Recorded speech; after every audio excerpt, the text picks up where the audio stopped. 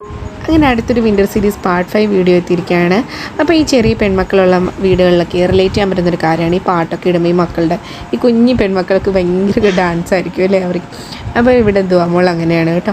അപ്പോൾ നമ്മൾ കഴിഞ്ഞ ദിവസമാണെങ്കിൽ റാസൽ ഖൈമ മനാർമോളിലാണെങ്കിൽ വിൻ്ററിൽ മാത്രം ഓപ്പൺ ആവുന്ന ഒരു ഇവൻ്റ് ഉണ്ട് റാക്കീറ്റ്സിൻ്റെ, അത് കാണാൻ പോയിട്ടുണ്ടായിരുന്നു കേട്ടോ.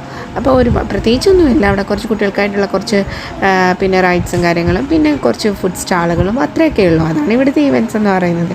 അത് ഈ വിൻ്ററിൽ മാത്രമേ ഓപ്പൺ ആവത്തുള്ളൂ. പിന്നെ ഒമാനി ഹൽവ ഉണ്ടായിരുന്നു. അങ്ങനെ ഒരുപാട് ഫുഡ് കാര്യങ്ങളൊക്കെ നമുക്ക് എക്സ്പ്ലോർ ചെയ്യാമായിരുന്നു. കൂടുതലും അറബിക് ഫുഡും പിന്നെ എല്ലാം ഉണ്ട്, നമുക്ക് എക്സ്പ്ലോർ ചെയ്യാം, അത്രയേ ഉള്ളൂ.